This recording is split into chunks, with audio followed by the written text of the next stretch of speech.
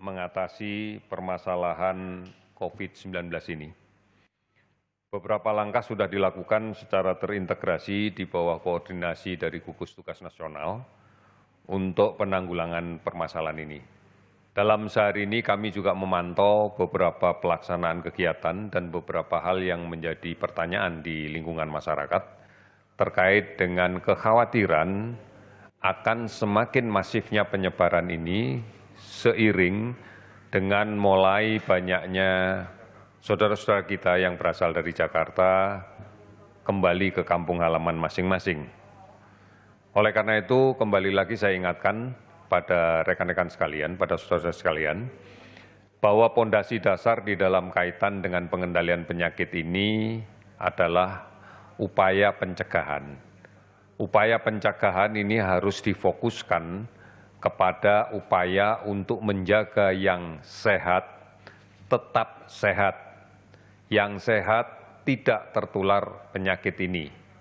Yang sehat mampu menjaga dirinya supaya tetap sehat. Oleh karena itu, kita harus memaklumi dan meyakini bahwa penyebaran penyakit ini terjadi akibat adanya kontak dekat antara orang yang sakit dengan orang yang sehat. Oleh karena itu, menjaga jarak pada setiap kegiatan komunikasi sosial ini menjadi penting. Droplet atau percikan ludah, percikan lendir pada saat orang sakit ini sedang bersin, sedang batuk, itu bisa menyebar merata pada radius sampai dengan 1,5 meter. Oleh karena itu, jarak itulah yang harus kita jaga, lebih dari 1,5 meter atau lebih gampang lagi adalah kurang lebih 2 meter, inilah yang harus kita pertahankan. Artinya siapapun mereka, kita juga harus meyakini, karena tidak seluruhnya orang yang membawa virus ini nampak sebagai orang yang sakit. Seringkali kita dapatkan orang tersebut tidak nampak sakit, ataupun hanya terlihat seperti sakit ringan. Oleh karena itu, mari bersama-sama kita patuhi ini. Apakah orang tersebut berasal dari daerah yang banyak ditemukan kasus, misalnya dari Jakarta atau daerah yang lain? Bukan ini masalahnya. Artinya tidak ada satu garansi bahwa meskipun tidak berasal dari daerah yang banyak terjangkit COVID, tidak membawa virus ini. Oleh karena itu, ini menjadi dasar untuk kita jaga jarak. Di dalam konteks menjaga jarak inilah yang kemudian muncul berbagai macam kebijakan, di antaranya adalah bekerja dari rumah, belajar di rumah, ibadah di rumah, adalah upaya-upaya untuk menjaga jarak. Hindari kerumunan, kemudian tidak melakukan salaman tangan sementara, ini adalah upaya-upaya yang paling efektif. Dan saya yakini semua masyarakat mampu untuk melakukan itu. Permasalahannya adalah bagaimana kemudian kita bisa saling mengingatkan siapapun yang ada di sekitar kita, dan kita pun juga mau diingatkan oleh siapapun yang ada di sekitar kita untuk mematuhi ini. Kalau tidak, maka upaya untuk melindungi orang lain yang tidak sakit agar tetap sehat, atau upaya untuk melindungi orang sakit agar tidak menularkan penyakitnya ke orang lain tidak bisa berjalan dengan baik. Tahapan ini ditujukan untuk saling melindungi. Mari kita saling melindungi siapapun yang ada di sekitar kita. Kita lindungi keluarga kita lindungi orang yang lain dengan cara menjaga jarak ini. Kita pahami tidak semua orang memiliki daya tahan yang sama. Kita pahami tidak semua orang memiliki imunitas yang sama. Mungkin untuk sebagian dari saudara-saudara kita yang masih muda, yang daya tahan tubuhnya bagus, imunitasnya bagus, infeksi virus ini tidak terlalu bermakna memberikan keluhan. Bisa saja hanya muncul gejala ringan, bahkan banyak yang tanpa gejala. Namun sadari bahwa dia sangat memungkinkan untuk menularkan ke orang lain. Apabila yang tertular adalah orang tua kita, saudara-saudara kita yang memang sejak awal sudah memiliki banyak penyakit komorbid, penyakit-penyakit kronis yang mendahuluinya, maka dampaknya akan menjadi sangat berat dan bisa berakibat fatal. Oleh karena itu, mari kita jaga, kita saling melindungi siapapun yang ada di sekitar kita, utamanya adalah keluarga kita. Lindungi mereka yang sehat, jangan sampai menjadi sakit. Dan mari kita lindungi yang sakit untuk bisa berobat sampai sembuh, dan yang lebih penting lagi agar tidak menularkan ke orang yang lain. Ini menjadi kunci kita. Oleh karena itu, siapapun yang berada di sekitar kita, dari manapun dia, tetap kita harus berpikir untuk menjaga jarak. Oleh karena itu, mari kita sama-sama melakukan ini, karena inilah kunci yang bisa kita gunakan untuk melakukan pencegahan.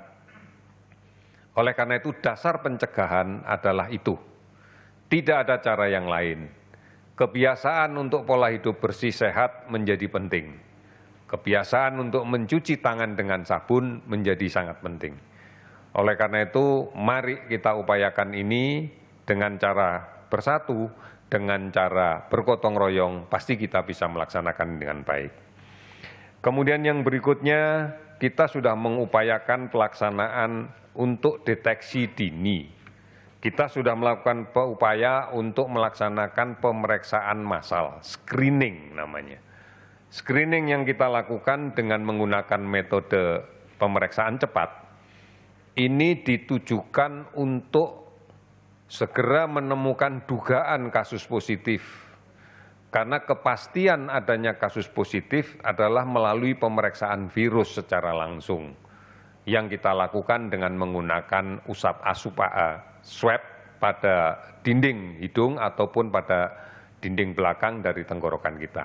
Swab ini pasti dilakukan dengan prosedur yang khusus, dengan pemeriksaan yang khusus yang kita sebut dengan pemeriksaan real-time PCR. Tetapi pemeriksaan rapid test itu menjadi penting. Dengan pemeriksaan antibodi memang memiliki beberapa kekurangan, tetapi inilah sebagai upaya kita untuk melakukan screening awal di dalam konteks untuk melakukan pengawasan terhadap dugaan kasus positif. Sehingga rapid test yang kita laksanakan dengan menggunakan sampel darah itu ditujukan adalah untuk menindaklanjuti hasil penelusuran kontak. Harapan kita bahwa kontak dekat dari kasus positif yang sudah terkonfirmasi dan kita rawat di rumah sakit bisa kita tindak lanjuti dengan penelusuran dan mencari kemungkinan adanya kasus positif yang lain di masyarakat. Hasil pemeriksaan rapid test negatif tidaklah dimaknai bahwa ada jaminan yang bersangkutan tidak sedang sakit. Beberapa waktu yang lalu sudah beberapa kali kami sampaikan bahwa screening awal dengan hasil negatif dimaknai kemungkinan memang belum muncul antibodi dari tubuh seseorang yang sudah terinfeksi virus. Kita paham bahwa untuk membentuk antibodi dibutuhkan waktu kurang lebih sekitar 6–7 hari, dan baru setelah itu bisa kita ukur untuk kemudian kita katakan bahwa ini adalah positif atau bukan. Ini yang sebabnya yang harus kita lakukan, sehingga harapan saya ke depan adalah bahwa screening test semata-mata ditujukan untuk mencari kasus-kasus yang mungkin positif. Kepastian kasus positif ini akan kita dapatkan dari pemeriksaan PCR. Tentunya inilah yang menjadi guidance kita. Tetapi dari hasil pemeriksaan rapid test, kita sudah bisa memberikan saran, bisa memberikan rekomendasi kepada yang bersangkutan untuk melaksanakan pembatasan secara mandiri, melaksanakan isolasi diri secara mandiri, agar kemudian ini tidak menjadi permasalahan dan menjadi sumber penularan di tengah masyarakat.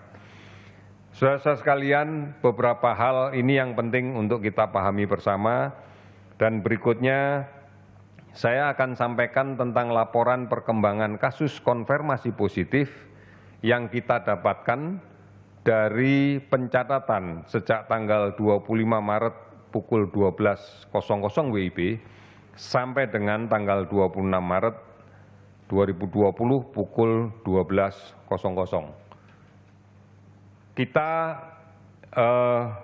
lihat ada penambahan kasus konfirmasi positif kurang lebih sebanyak 103 orang, sehingga jumlah totalnya menjadi 893. Kalau kita lihat sebarannya memang masih akan didominasi dengan kasus yang kita temukan banyak di DKI. Sementara kita lihat bahwa di Sulawesi Selatan juga terjadi penambahan kasus yang cukup banyak, 14 orang. Ini hendaknya menjadi atensi kita sekalian di dalam konteks untuk mewaspadai ini. Kemudian secara akumulasi juga, bahwa sampai dengan hari ini sudah ada 4 lagi penambahan kasus yang sembuh. Oleh karena itu jumlah kasus sembuh ada 35 orang. Kemudian kasus kematian ada penambahan sebanyak 20 kasus sehingga totalnya ada 78 orang. Saudara-saudara sekalian, ini yang perlu saya sampaikan di dalam kaitan dengan beberapa informasi.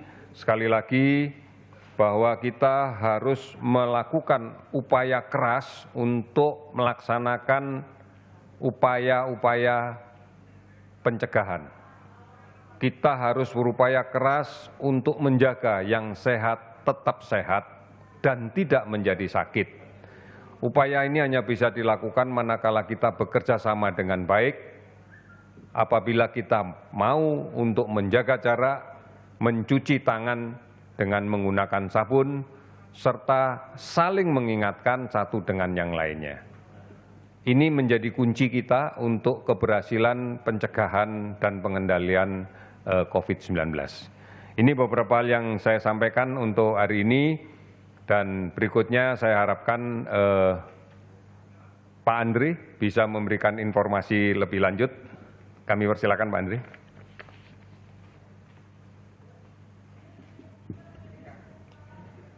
Assalamualaikum warahmatullahi wabarakatuh. Selamat sore, salam sejahtera. Bapak Ibu sekalian, teman-teman media, pada sore ini kami dari gugus tugas percepatan penanganan COVID ini sekali lagi mengajak para relawan untuk menjadi bagian dari pejuang kemanusiaan. Pada hari ini kami sudah membuat microsite di website BNPB untuk bisa menerima pendaftaran para relawan sekalian. Alamatnya ada di http://relawan.pb.go.id/COVID-19. Saat ini Indonesia membutuhkan sekitar 1.500 dokter, terutama dokter spesialis paru, dokter spesialis anestesi, dan juga dokter umum, pranata lab, sekitar 2.500 perawat, dan juga bagian administrasi rumah sakit sampai ke supir ambulans. Ini semua kita terima dan kita panggil sebagai relawan untuk persiapan kita menghadapi pandemik ini. Gugus tugas bekerja sama dengan banyak asosiasi, LSM, perguruan tinggi bersama-sama mengajak semua elemen untuk bergabung menjadi relawan, di mana para dokter dan perawat serta administrasi rumah sakit, farmasi akan berada di gugus depan, menangani pasien, menangani rumah sakit, sedangkan teman-teman mahasiswa tingkat akhir akan menjadi lapis kedua sebagai bagian dari pencegahan. Teman-teman mahasiswa akan membantu konsultasi baik psikologis maupun medis yang akan dilakukan melalui platform online.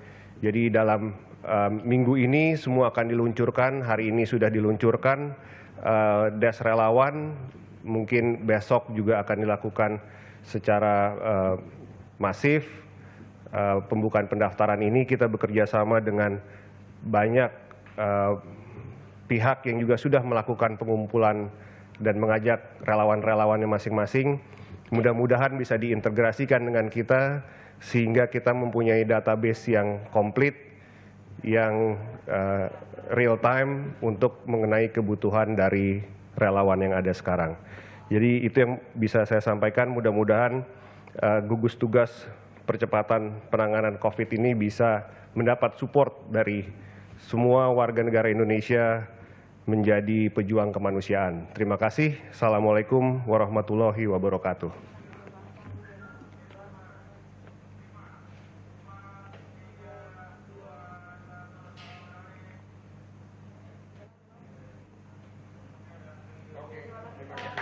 Terima kasih Pak. Terima kasih Pak.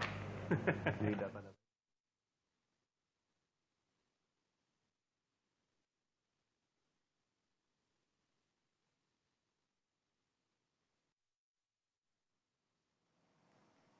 Ya Allah.